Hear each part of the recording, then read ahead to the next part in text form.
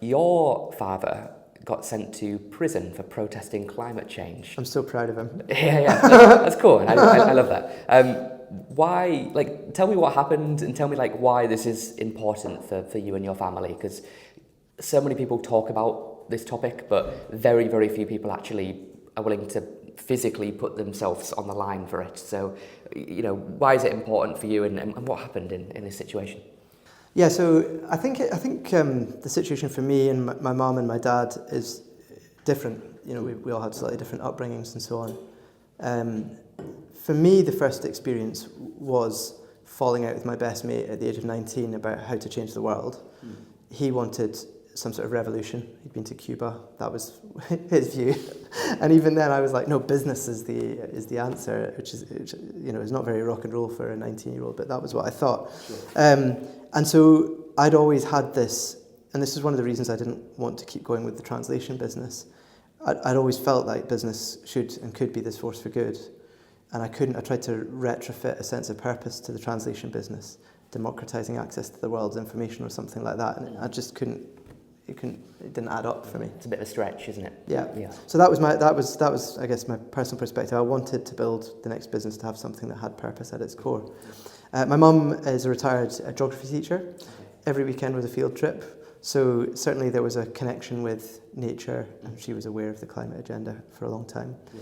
My dad, quite a different situation in that he's a former oil and gas exec. He was in exploration up in Aberdeen. That was why we moved to Aberdeen. Yeah. And he had his climate epiphany, I don't know, 6 or 7 years ago. Yeah.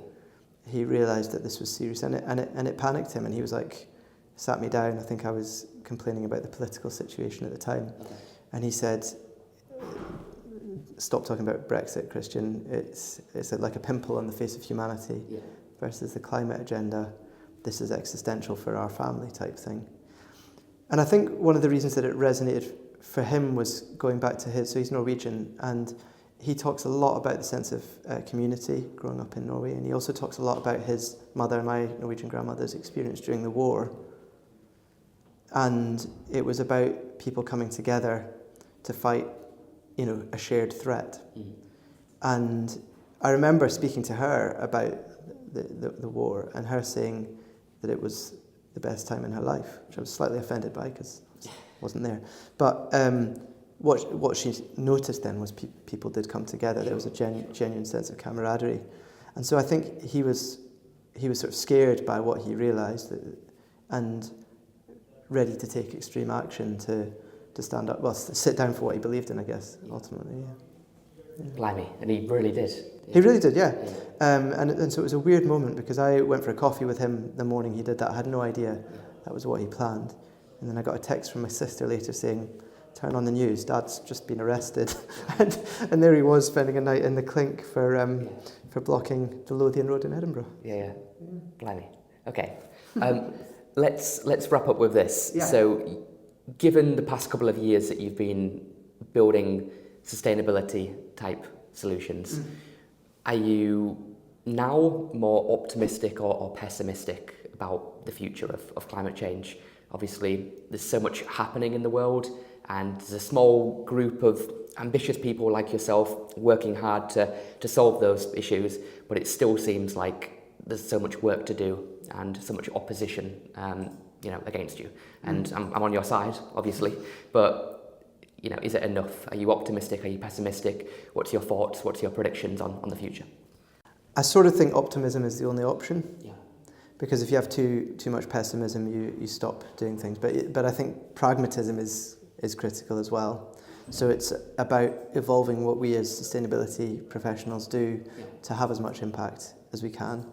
There is a great onrush of regulations that is already being implemented and that's coming, that's going to drive a lot of what happens in the West, so including in the US. And despite what you might see in the press, like Trump is going to be unable to stop quite a lot of the stuff that's happening at state level and at across the states. Plus, there are some misconceptions around what's happening in China, for example. China are massively onto the green agenda and are innovating hard in areas like batteries and solar power and so on. So I think the sort of scepticism that people have has maybe not been updated to take account of the fact that there's huge innovation, huge investment and huge drive. I do think there are some major problems. The unfettered growth and consumerism are tough to address. Companies are not set up to be for purpose. They're not all B Corps. And there are lots of people, lots of vested interests who don't want the world to change. But no, to answer your question, I am optimistic and I see ever more progress.